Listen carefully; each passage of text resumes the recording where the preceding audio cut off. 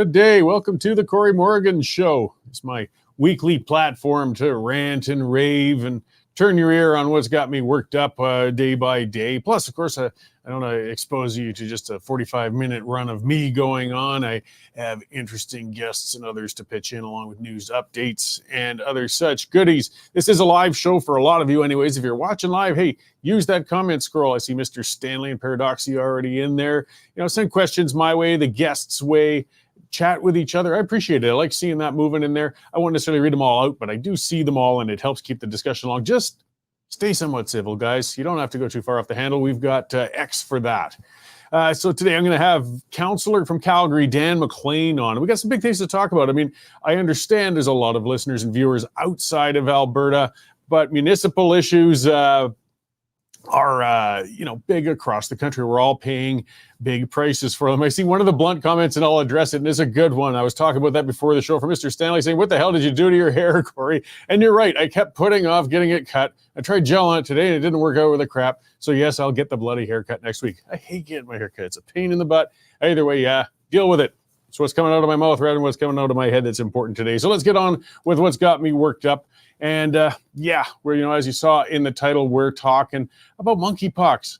Yeah, or Mpox, as they like to say. Authoritarians, they're eager to return to the heady days of national emergencies with some sort of infectious disease to keep everybody afraid. They've been desperately seeking a new pandemic for a couple of years, and so far they've been out of luck. I mean, the bird flu failed to captivate the developed world despite the best efforts of legacy media, and now the establishment's trying again, and this is the second round of it, to convince the world that monkeypox is indeed going to surge and threaten us all.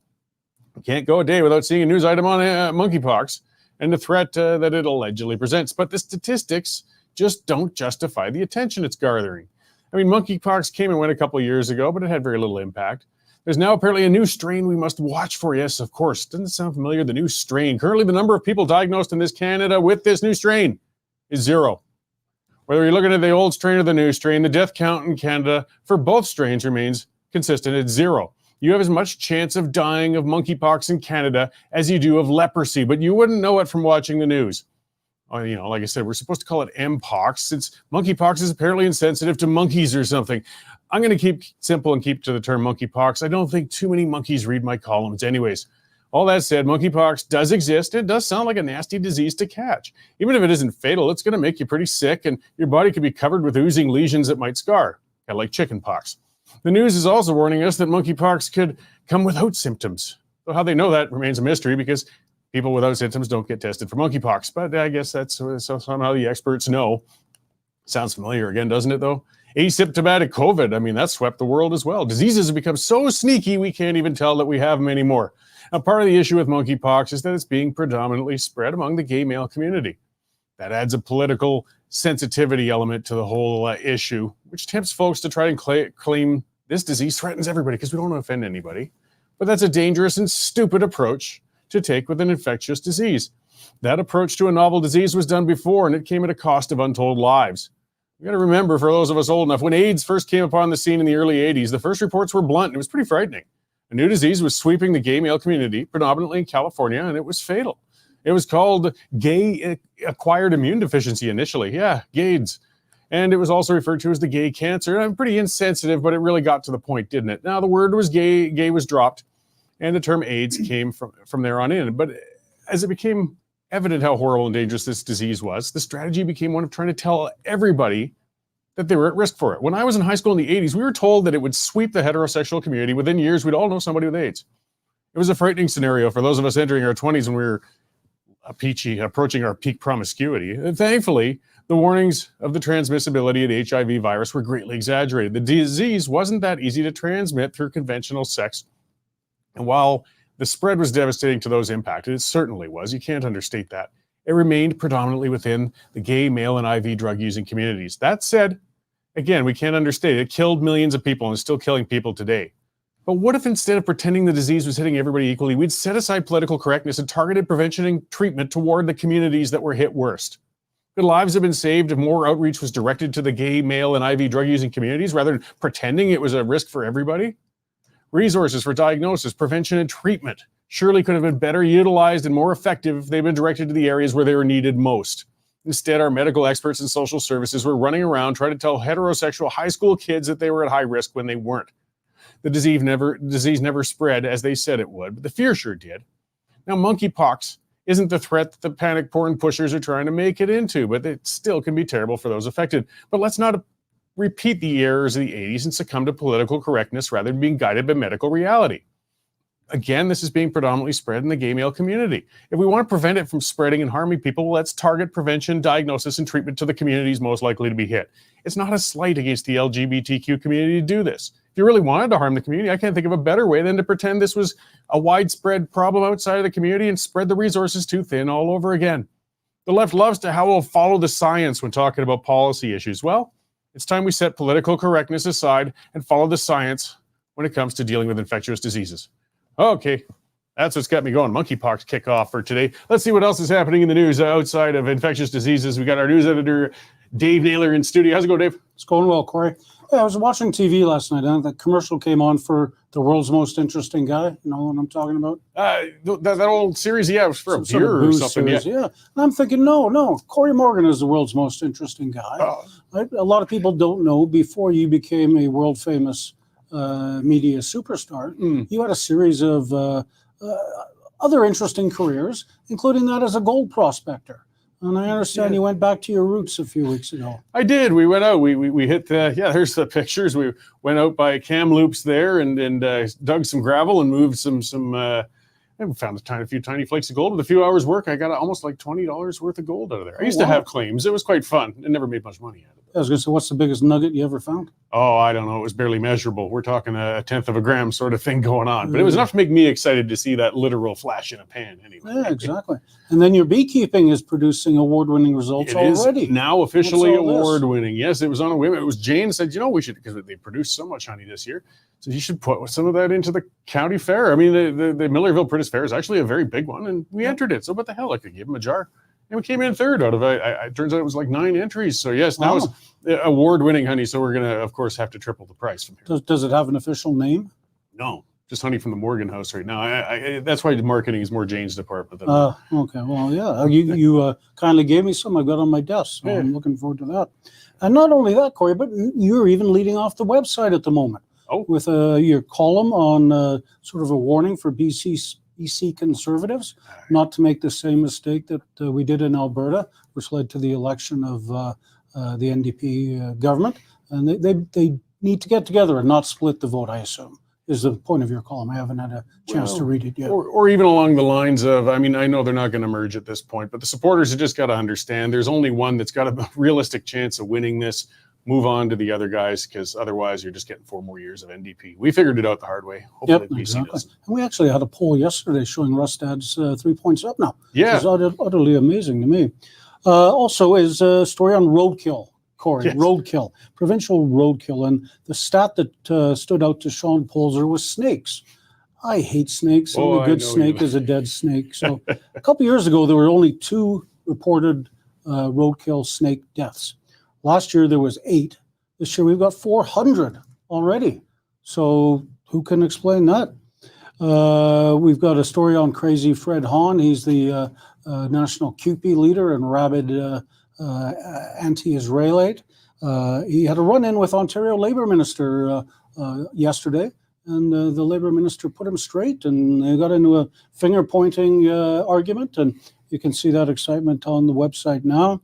Speaking of John Rustad, he's got a response to the opposition parties putting out a tweet attacking some of the statements that his candidates have made. And John Rustad points out it's free speech. You're still allowed that in this country.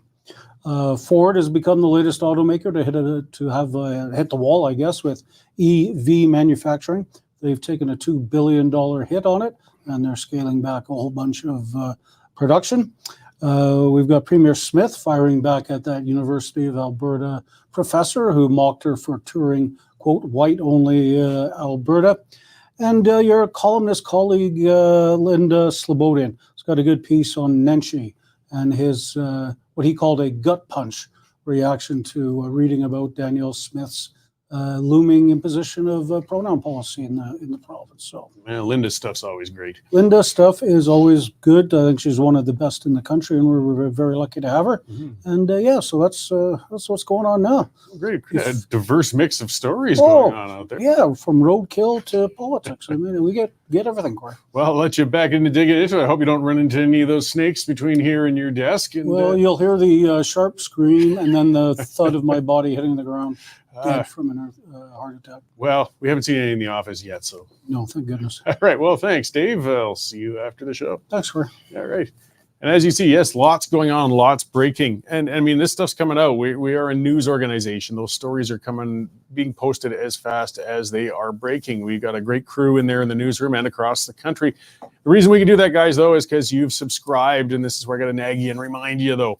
The reason, the things that pay to keep Dave going on these things, making sure those snakes are kept up to date, is the folks paying $9.99 a month, $100 for a year. Get past that paywall, keeps us going, keeps us independent, so we aren't reliant on the government, and we can report on what's important or even what's whimsical, whether the snakes are important or not. There's a lot of other important things. I mean, where else are you going to find an organization with the knackers to call out the idiocy with the monkeypox news lately? Mpox, whatever you call it. So, hey, check it out, westernstandard.news/subscription. Take one out. It helps support us. We appreciate it. And if you already have, thank you very much. Spread the word. Get other people on board. Something else I want to talk about, and this is getting into the history of our publication. If the name Ted Byfield brings back fond memories, well, we got a party coming up for you guys. On September 25th, Toasting Ted is what it's called. It's going to honor a great conservative who published Alberta Report news magazine. It's going to be bagpipes, singing, live auction stakes, speeches by Premier Smith, Preston Manning, Stephen Harper, quite a lineup. And, again, this, the Western Standard is the final incarnation or the latest incarnation of Alberta Report that Ted Byfield founded. And I mean, he was a great Albertan. He really made his mark on this province, and this evening of celebration for him is really going to be outstanding. It's an opportunity. Get there, toastingted.ca. That's the website. You can get your tickets. This one's going to sell out. I mean, again, if you want to see Smith, Manning, Harper, all in one spot, one night, be sure to get there. Toastingted.ca, guys. And celebrate the life of Ted Byfield and his whole family, Link and Vince. I mean, they contributed for years in Alberta. So, yeah, all sorts of stuff going on out there. What are we looking at here? Speaking of the constant fear porn, of the constant things making us afraid, here's a beauty out of CTV I read today. It says, regularly eating red meats in particular is associated with a higher risk of type 2 diabetes. Yes, they're going after your meat consumption. Again, this isn't new either, that legacy media, and they got to keep you afraid, and they've got to keep you just against everything you might possibly take pleasure in life. Red meat, they're saying, could be associated. Could be. You see, you got to watch these stories when they say could be. But that doesn't seem to matter. The headline's what matters.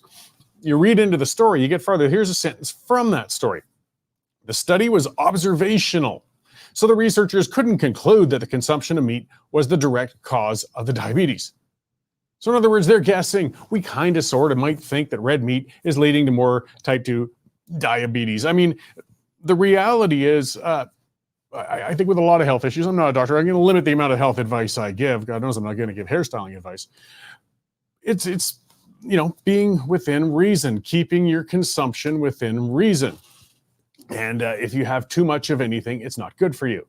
If you eat too much red meat or pretty much too much of anything, you eat too many donuts, you have too much salt, you have too much liquor, it's going to harm you. It's going to make you sick. It's going to make you unhealthy. But it doesn't mean that any of those particular substances in and of themselves were terribly bad for you. You just have to take them in moderation. But that's no fun. Dining in moderation, that headline doesn't get you anything going on, does it? We got to scare people. No, red meat, guys. It's going to put you into the grave. It's going to give you type 2 diabetes. We think. Maybe. Possibly. And that's what they found headline worthy there. Let's see what else we got. A rail strike coming up.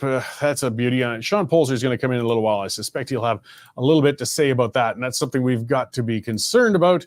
Not that you might be that worried about rail lines in general, but it moves a lot of goods and people don't realize it. The unions know what they're doing. It's just like teachers love to go on strike either right at the end of the school year when the kids are all going to suffer because they won't be able to write their final exams, or they go on strike right at the end of summer when parents are trying to figure out what to do and getting their kids back into school, and they hold the kids hostage, and then they get very well compensated for it. So the rail lines are doing this in harvest season. They know exactly what they're doing, and the unions are, I should say. And this will be settled fairly fast. It's going to cost us a lot, but we just can't afford to have that down for much longer. All right, well, we got our guest in the lobby, and I've been looking forward to talking to him. I haven't had him on in a while. It's Calgary City Councillor Dan McLean, and we're going to talk about big infrastructure projects. Sounds dull, but when you see your tax bill, these are pretty important things to talk about and cover. And Councillor McLean's been very outspoken. So thank you very much for joining us today, Dan. Well, thanks for having me again, Cory. I was waiting just sit by the phone. When's he going to call me again? Oh, yeah, I'm certain that was the case. Most people have my number on block, actually, but I appreciate you're still being willing to indulge here. And boy, you certainly, often, summertime is kind of a dull time for municipal politics. A lot of you guys, you're busy, you're hitting the communities, you're hitting barbecues, you're talking to people, you're doing town hall meetings, but, the news isn't that big. But this year's been different. I want to start with, I guess, the Green Line. That came out, a report. We were kind of waiting a long time. It was kind of as people expected. And for people not familiar with it who are watching from outside of Calgary, this is an extension of the light rail transit system, the train system that just keeps getting more expensive and never seems to be getting built. Can you kind of let us know what the status is going on with that, Dan? So it came to council and we voted on it. And I think the vote was 9-6 to continue with the project. But it's something I've been listening and been interested in since I got elected 3 years ago. You talk to some of the city builders and the smart people in town, like Steve Allen and Jim Gray, who have been, you'll see different articles and op-eds, how they talk about how terrible this is, how this could bankrupt the city, going underground. We always have problems. We could have flooding issues. So I was well aware that we had there was some issues for the scope of the project. Can we do it with the $5.5 billion that we've got from 3 levels of government? And then over the last 3 years, we would get updates from the Green Line board, and they never wanted to make anything public. And they kept a lot of this stuff, even from council, saying, yeah, we're on track, we're on budget, there's been no accidents, until as their deadline came close just a few months ago. Then boom, we had to make a decision right now that we're $1.5 billion short, and it's going to be a fraction of the size that we originally wanted it to be. And then we had to go hustle up and see if we go find money from other levels of government, which I have a lot of friends in the provincial government. But as you know, the UCP wasn't willing to throw any more money at what they call the Nenshi nightmare. And the feds didn't either. So what the city now has to do is we've drained our piggy banks from all sorts of different reserves. We're going to increase our borrowing. And again, we're not going to get hardly near the line that we want. So I'm really frustrated and disappointed. I would hope to get a little bit more of a rethink on this, and maybe a little bit of an audit on what more could go over budget, because this is serious implications for the what we can provide for services for the city if we spend all of our money on this. Well, yeah, and I guess just to play a bit of devil's advocate, there's some people just saying, pull the pin on this. There's no sense throwing good money after bad. But then there's the people who point out the sunk cost case. There's already been, I believe, $1.5 billion spent on this. The city's downtown's been ripped up for years as I guess they're rearranging underground utilities on it. If they pull the pin on this thing, that would be all for nothing. But at the same time, at the rate we're going, I don't know if there's ever going to be anything. What sort of compromise might be found, though? Well, there's the old saying my dad told me, don't throw good money after bad. So, yes, we put a lot of money. A lot of that money is put into land acquisition, which, again, we can sell or maintain. That's an asset that isn't just thrown out the window. Moving utility lines, that's an upgraded infrastructure, which, as we've seen with the water pipe, we're probably going to talk about later. Maybe this needed to be done anyways. You mentioned the downtown, and that's the biggest problem I had with it, and many others do as well, is why we focus so much on starting downtown, because that's where all the money goes. That's to the tunneling, and the cost overruns could happen. My suggestion was always to go with a BRT, a bus rapid transit. The whole idea for this green line is just to move people around, or mass transit. And where are the people? Down in the deep southeast by the hospital and all the growth with the residents and commercial. So, and we're not even coming close to that right now. We're starting at going from downtown to Ogden, Milliken. It's just a stub of a line. So my compromise would be, Cory, to stop right now. Let's do BRT from Seaton all the way down to, say, City Hall, or at least to the Stampede grounds. Then you can hop on other trains, the red line or the blue line, or different BRTs that go up Center Street.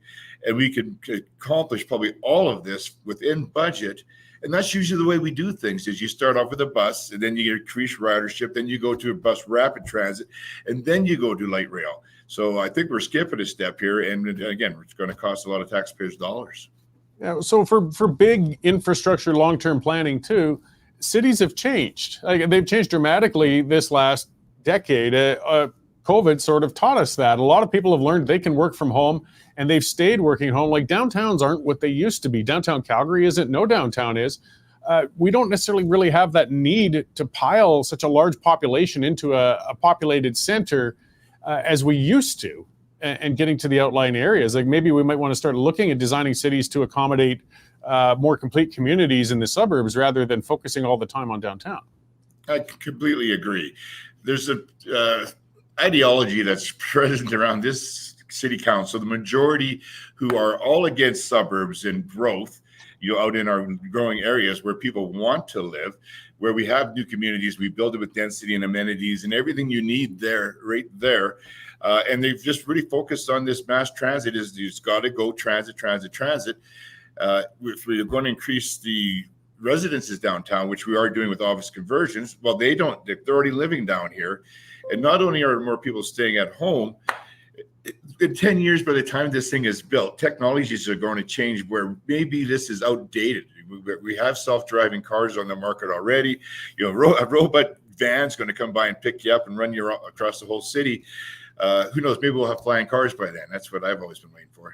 Well, and a BRT, like you said, a kind of a rapid bus route sort of thing can move people fast. It can be set up without nearly as much infrastructure investment. And you could flex that later on if demand or need changed. One of the commenters, Paradoxy, did say, is the ridership high enough to support a BRT going into from South Calgary into downtown? Well, I believe so. The numbers they've given us so far, just for the Ogden Milliken to downtown Eau Claire, which again would require going underground, was 33,000 riders per day. But to achieve that, you'd have to send buses from all over where the people are to that point. So it's kind of a redundancy. The Deep South, I think, this is what we have to look at, our return on our investment, or to justify spending this much money, we have to have the ridership up. So you start with the BRT. We own the land. It's just going to be they're successfully done down 14th Street, down on 17th Ave, going out to Chestermere, up Center Street. They're very successful, and that does the job and much less expensive. So that would be my preference, is if we could somehow pause this and do that instead. Okay, so let's pivot, as you kind of mentioned before, into the other big issue of this year. And it's a big infrastructure project, though. And I think they're kind of tied together because they cost a heck of a lot of money. It's very essential. And that's the waterline catastrophe in Calgary this year, with the failing of that main line out in Bowness. People had to have rationed water supplies for months. It looks like they're going to endure a bit more as more upgrades go. Just aside from this line in itself, it's obvious, things wear out. They need to be replaced. They need to be upgraded. But where's the money going to come from? That it's going to be a huge cost. And I guess that's where we talk about prioritizing. Are you going to invest in a green line, or maybe fix some water lines? Yeah, priorities. Maybe they should have thought of this years ago. We probably knew this was coming. We're waiting on a report. I want an in-depth report and an audit on that as well, to see, when did we know this line was going to fail? Do we have any warning signs? Who knew, or what could have been done to prevent this? Because I just feel terrible I have so many people in my ward and across the city that, not only their own yards their lawns are dying, or their plants can't be watered, but think of the businesses, the garden centers and the landscapers. I was on the phone this morning with the sod father, sod guy, he's one of the little guys, there's big ones, but they're losing hundreds of thousands of dollars, after they already got shut down by COVID. Now that we're doing this to them, so the city is not providing that one basic essential service. We should be focusing on those things, on your police and your fire and your essential services. This is what we should be doing in some of these big vanity projects sometimes. So yes, we should be, we know it's coming, and I don't want to raise taxes enough. We just have to find the money from probably efficiencies or maybe reducing the bureaucracy of the city administration would be awesome. But this is definitely a problem, and we have to get on top of this before it gets worse. Yeah, so getting into savings, actually, I'm glad you mentioned that. I saw a posting of yours on X, I believe, just today, talking about reducing bureaucracy. Are you speaking then to a degree of potentially reducing the amount of people working for the city? I mean, there's most definitely probably some demand for it, but that's a pretty touchy area for politicians to get into when you worry about organized labor. Yeah. Yeah, you know what, Cory? Yes, I did that this morning. I've been saying this since day one. City Hall is just in all levels of government, but I've seen City Hall just increase its size. Each department, the planning department, the parks department, you name it. We hired over 1,000 people last year alone. And if you multiply, they're getting paid more than you or me are getting paid. A lot of these guys. So you're talking hundreds of millions, or 100, 150, $200 million. That pays for a lot of infrastructure. And when it does, I would like to get inside that as well with an audit and see, do we need to add 50 people? There used to be 10 people running this department. Do we need managers upon managers upon managers? This is what we seem to happen. You talk to the people on the street. You talk about the unions that our police and our fire and the guys in the ditches and delivering, the city services. Yes, those are essential. Those people are doing their job. It's all they have 10 managers above them. That's the problem. And I guarantee you, we can find all sorts of fat to cut. Yeah, so bloated bureaucracies, I mean, they are an issue at every level of government or even businesses if they get too big. Once in a while, they kind of got to get in there and root out the pipes a bit to get efficient again. So, there's going to be, I guess, if any time a city hall is receptive, it's in an election year. And we're kind of approaching one. That's always the 1 year when Calgary won't raise property taxes. They always defer it the 1 year before election, and then usually there's a nice big hike the year after. But, it's an interesting council. I mean, you can only speak for where you are with Ward 13, but still the feel of it. What do you think in this coming year we can look forward to out of Calgary City Hall? Well, already, mainly because of this water pipe and because of the green line is the biggest ticket item. Like I said, we're talking $1.5 billion coming out of our reserves or future spending that could put other capital projects on hold, whether it's a fire department station or police services or even field houses, all sorts of things that we can do that people need. And you can't even do that with our existing budget. The only way to do that is by raising taxes. So you're correct. Most people, the will is now all of a sudden the first 3 years when I've been saying this is, we have 3 successive tax increases in a row, large ones, and they're compounded. So now they're talking about, dumping some projects that are on the books, almost every project on the book, and trying to keep taxes low, which I hope people see through that and just watch how people vote. Who voted for these tax increases? Who voted for all these different subsidies to so many different committees? We have committees and subcommittees and all these different civic partners. They're pretty free spending, and that's just got to stop, not just in election years, but every year. Yeah, well, I'm certainly hoping that some of that attitude gets out to among your colleagues and we can work towards some changes. Because, I mean, the tax increases, just the cost of living is pressuring everybody terribly these days. It's just been something else. I'll throw one last one at you. I didn't warn you on, but still, the arena. I mean, that's a big one. It's controversial. It's kind of the gears are turning on it. That's fine. The only question I have is, do we have controls to make sure that doesn't blow the budget or ways to watch as it develops? Because it's going to be a big project and taking a while. Yeah, there's 2 ways of looking at that. And I kind of toss out the people saying we're just giving money to billionaires and millionaire hockey players. In this case, I don't believe that. As far as cost overruns, no, I'm pretty sure, I've been through this whole process, was on the committee. I'm pretty confident that we're going to stay within budget. The province chipped in $350 million for infrastructure around, which we got to, which lowers our costs around, say, $800 million. And then CSEC is paying a lease payment of $17 million of Flames ownership per year, plus $40 million up front. And that covers most of that bill as a tenant. There's going to be other revenues as well. And then there's a tax lift. There'll be a lot of property development and new entertainment district and a lot of different buildings that go in, and they call it a community revitalization levy. So they pay a levy on the growth there, which will go into that. And just the fact that if we don't have a hockey team in a major city, I mean, I'm not going to have to drive to Edmonton to watch the Oilers all the time. You can't watch the Flames or track good concerts or Disney on Ice. We've got 4 other sports teams that are playing out of there as well. So it had to be done. Was it the best deal? Hell no. The first deal was a lot better for the city, but the mayor and council blew that one all to hell. So we had to start over again. And I think, Flames ownership got a much better deal this time because they had our backs against the wall. So I'm not happy the way it went down, but I am happy that we're going to have a new facility, and I will be keeping an eye out on the cost overruns.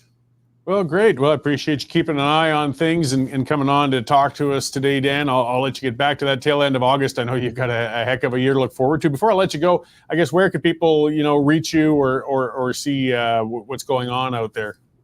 You just go to my webpage, Dan McLean, on the Calgary webpage, and then you dial in, to Dan McLean. You'll see I'm the only councillor that publishes my voting record on my city page.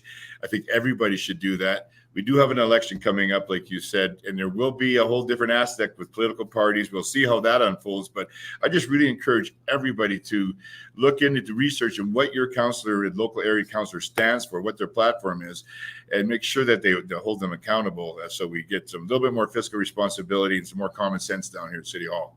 Oh, I do appreciate that. Yeah, and putting in those voting records has always been a great thing. So thank you very much for joining me. I hope we can talk again soon because, as I said, I think it's going to be a pretty busy year in your spectrum of politics, and we appreciate your voice on it.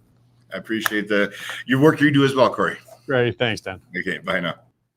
So again, that was Dan McLean. He's the Ward 13 councillor, and he stands out in a council of individuals, I guess you could say. I'm going to be polite here on the show, that I've been very critical of online, and I think for a lot of good reason. And Councillor McLean's added a lot of common sense, and he just says it like it is, which is rare. He doesn't hide, with word salads and avoid the issues like others do. And they're tough issues. They're difficult ones. People get worked up. The entertainment district, Mr. Stanley's pointing out, says, how does this play into 15-minute cities? Who's going to be able to use it? Well, that's a mixed thing. See, that's one of the ones I see as controversial. I have issues. The bottom line is we're into it. But I mean, some people can say, well, that you still feel you could pull out of a green line, but you can't pull out of an arena. Well, there's a bit of a different partnership with a private interest going on now. This is where I think I'm offside with most Calgarians. This is where conservatives can sometimes have some double standards going on, I find. And it's not unique to Calgary by any means. We want to stay out of the private sector. We don't want tax dollars going into it. But, my home team needs an arena. Well, suddenly maybe I could afford to have some of my... Well, we have a bit of a double standard there. On a bigger issue, supply management's one I love going on about. We're conservative. Oh, well, what about that Soviet-style supply dairy management system? Oh, well, we don't want to talk about that right now. Well, we got to get a little more consistent. In the past, in the last council, we had Jeremy Farkas, who was on there. One of the things that Jeremy did that Dan does, as he pointed out, is he keeps his voting records public. I believe that's what Farkas did with the Manning Institute, and the Manning Institute used to really put it to City Hall when it was ninchy, because they would publish those. Because it's weird, provincially, federally, you've got Hansard. You can see where the MPs and MLAs voted and what they did. But City Hall tries to keep that information as tight as possible, and that way the less principled members sometimes can just hide from their own history and avoid it. And, you should wear what your votes were. You should keep them down the road. And McLean's been doing that. And it's good because that puts pressure on the other ones. Because, hey, if the other ones won't do it, it's a pretty simple question. Well, if he can, why can't you? And then you can research and see what you may or may not want to vote for as things go. So speaking, I'm glad he approached the bureaucracy too, and the bureaucrats, the people, the inefficiency, the problems. And again, we had that on every level. This was an interesting one that came out on Black Locks with the federal bureaucrats. Since federal buildings, the office buildings, even before the pandemic, because right now we got all the civil service fighting returning to work for more than 2 days a week as it is, or returning to the office. They work very hard from home, Yeah, try calling one. Those offices were 40% empty before the pandemic. These guys weren't even going there before the pandemic happened. The pandemic just gave them an excuse. we've got room. I mean, this is some numbers. According to a briefing note, 50% of the office space was vacant in the National Capital Region. And prior to the pandemic, it was underutilized by 40%. This is our money going. Meanwhile, even though Trudeau hired 40% more civil servants in his period in office, yeah, it's bloated by 40% more, they still had 40% vacancy going on in those offices. They're just giving checks to people to sit around home, play Minecraft, and self-abuse. You can read into that whatever you like. But it gets tiresome. And you look at most of the big bills. When you look at big bills for tax dollars, it's usually salaries. That's a huge, huge part of it. We're paying a whole heck of a lot of people to do not very much at all. And paradoxically saying Blacklock's is doing amazing work. And he's right. You know, they're fantastic. They're a news service. We get a lot of our stuff from there. They dig through those records. They dig through the committee notes, through the meetings. All that stuff's there, you know.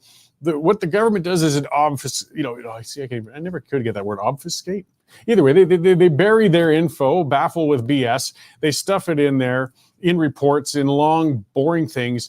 And Blacklock's gets in there and digs into those. They get into the Gazette and the Hansard and things like that and find those gems, and they share them with us. So this was a briefing note that they found.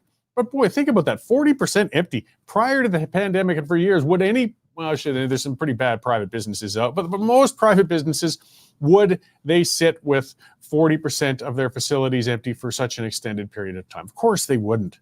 It's ridiculous, but you get to pay for that. You get to pay for those empty offices and those people to sit at home and serve you so well. I mean, try to call the CRA or get a passport renewed and just see how hard they're working indeed. All right, well, let's talk to somebody who does work hard, and that's our business and energy specialist here, Sean Polzer. He's in studio, and you've had a lot going on.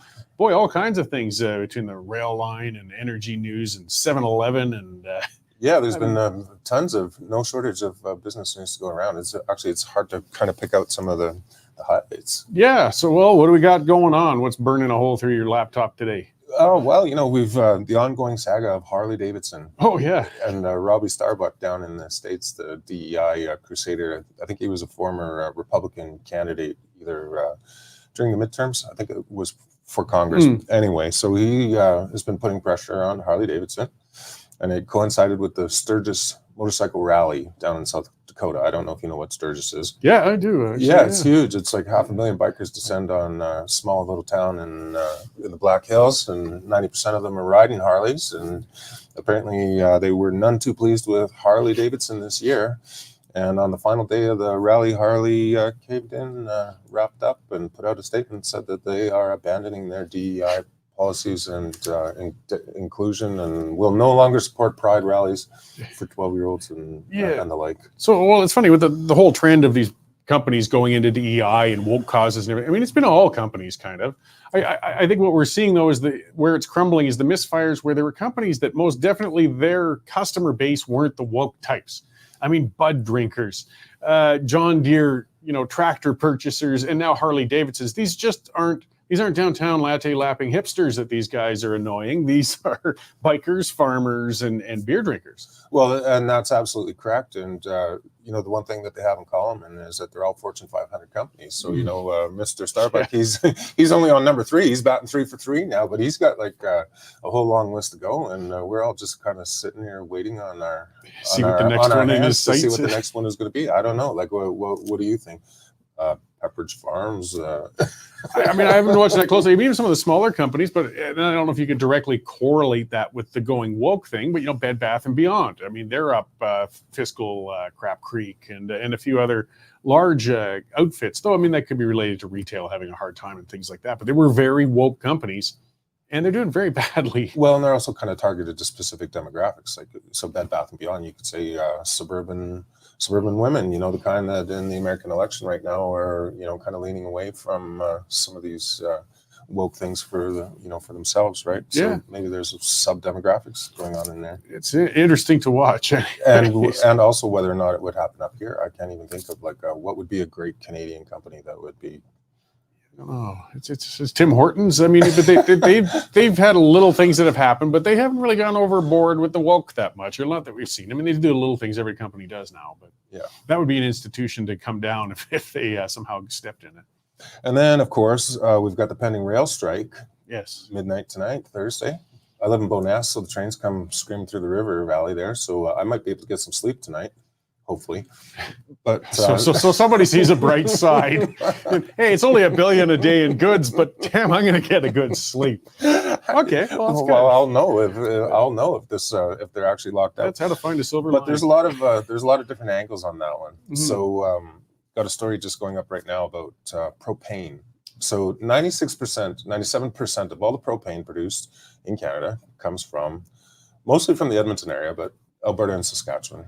And about 85% of it goes down east, and it gets funneled off into Michigan on the Enbridge pipeline on this Line 5 that they want to shut down because Canada is the largest supplier of propane into Michigan.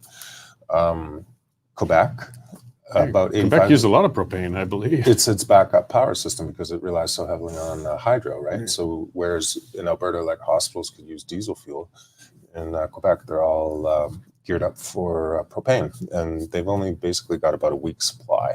So it's going to be interesting to see who's going to cave first here, right? If it's going to be like the Western provinces and the agricultural producers, or if it's going to be these propane people down east. Or will the government cave in the sense? I mean, they've been trying to avoid suddenly being stuck in a position of imposing binding arbitration on this. They don't want to get in the middle of it if they can avoid it. But I mean, the pressures are going to come from premiers, from large companies, from producers, from Quebec homeowners. Oh yeah, absolutely. And they've already caved in on fuel oil in the Maritimes. And here's another thing. Like after fuel oil, propane is a primary source of heating, power, cooking fuel in places like Prince Edward Island that don't even actually have direct rail access. They have to ship it by rail to like New Brunswick and then put it over the Confederation Bridge on trucks, right? Yeah. Well, I don't think the strike's going to, I mean, it's going to be costly, strike, lockout, whatever we want to call it, but I can't imagine it lasting too long because the cost of them not moving those goods is just going to be too high. It's going to be enormous. Yeah. And then finally, we've got, so we're coming up at the end of the month on Global, and we've kind of been following this saga too. We have kind of an insider over there who's kind of kept us in the loop on some of the, I don't know what you'd call it, the failings of a mainstream media giant, Darling, that used to be worth about $20 billion. It's now only worth about $250 million. Oh yeah, it's been a collapse. So longtime news anchors like Linda Olson and I think there was Weatherman up in Edmonton, they'd been there since CITV days. They're all leaving here at the end of the month. They're getting their packages. And the company is going to be renegotiating its debt covenants with its lenders. And there's a few wrinkles in there because you've got foreign ownership limits on media. It could be a similar situation like you had with CanWest, where as opposed to having direct investment in the company, you had American hedge funds come up and buy the debt and then basically just milk it for the interest rates and rag it on the way down. It's not a rosy outlook for them. I mean, it's an industry that they need to reevaluate and restructure and reconsider how they do everything. But if they're capable of it at this point. Well, and it's not just in Canada either, because the whole cable TV industry in the United States is undergoing this whole shuffle as well. So down in Los Angeles, the big studios are cutting staff and closing things, and it all has to do with the cable network shows that they're producing that are all now the enemy at the gate is Netflix, and the streaming services like Disney. And it's hard to compete with. I mean, I got to admit, at home, I barely go on a conventional TV anymore. I got Prime, I got Netflix, I use DAZN for my sports fix. I mean, how those networks compete, they're going to have to figure it out. I watch TSN for CFL football. I'm an NFL guy. My season's coming in a few weeks. Yeah. All right. Well, thank you very much for the update then today, and we'll let you get back in there to ghoulishly watch these companies collapsing for DEI, rail stoppages, and media revaluing while you get a good sleep because of the lack of trains. Well, let's just say that I'm happy to be here. My opportunity to make you look so heartless when I'm usually the one accused. All right. Thanks a lot, Cory. All right. Thanks, Sean. All right. And yes, again, watch it. I mean, yeah, that Global story was topping our traffic for a while because there's an attachment. Things have changed, but we really did attach to our old media personalities. And Linda Olson, I mean, she was a news reader. She wasn't getting into the mix and the opinion and all of that. She was just a valued voice for a long time. A lot of them were. I mean, I rip into legacy media all the time, but it doesn't mean there weren't actually and aren't still some very good people in there, some people who really put in good service for a long time. And I don't want to celebrate their losing their jobs. I'm celebrating the end of the old legacy media establishment because it's garbage. It's gone to hell. But it's still sad to see some of the people disappearing like that. And I guess I'll close out with one person who passed away. People in Calgary and area would know him. Others outside of there wouldn't, but it's kind of an aspect of old school type of TV. His name was Ron Barge. In Calgary, he was known as Buckshot. And when I was a kid at lunchtime, when you get home from school, you'd rush in and you'd watch the Buckshot show, and it was produced in Calgary. If you were lucky, your parents submitted your name on your birthday and you'd have your name read on TV by Buckshot. It was one of your biggest thrills of your young life. Unfortunately, he passed away the other day, but it shows those personalities that did build in local TV stations. In those days, every city kind of had their own, children's show host and their news hosts and their personalities, and they were part of the community, and it was a whole big thing. And those days are gone, and it's sad. It's sad that they've passed, but we can't turn the clock back. But either way, I just, want to send that hat tip to Buckshot. I see a few of the commenters remembering it, and it's a sad passing. I mean, he lived a long, full life, but, it's a lot of nostalgia, and we grew up with him and Benny the Bear and the others on there. So either way, we'll close out on that. The new media is still here. We're still going strong, guys, and it's thanks to you, and we appreciate it. News isn't going away. It's just changing. So thanks for tuning in today, guys. Tune in to the pipeline later on tonight. Check out toastingted.ca if you want to get to that event in Edmonton. I'll be up there for that. It's going to be really good about, looking into Ted Byfield and remembering his life and contributions. And again, share those share the links, do all that, hit the like button, all those things that the influencers talk about. But it is important. This is how we stay on top and keeping up there as an independent media source. So thanks again. We will see you next week at this time.